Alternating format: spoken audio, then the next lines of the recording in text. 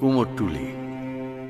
আমি সেই পটো না, না, শিল্পী টিল্পী বলে নাই বা সম্মান দিলেন, যাকে আপনি প্রতি বছর দুবার দেখেন কিন্তু নজর করেন না। আমি সেই পটো কুমোরটুলির, আপনার পটো পাড়ার এক প্রতিমা বানিয়ে মাত্র, যে পড়ে থাকে কাদা মাটি পাট তুষ আর বাঁশ চটার কাঠামোর মতোই নিতান্ত অবহেলায় সম্বৎসর, তাই উপেক্ষাই জোটে।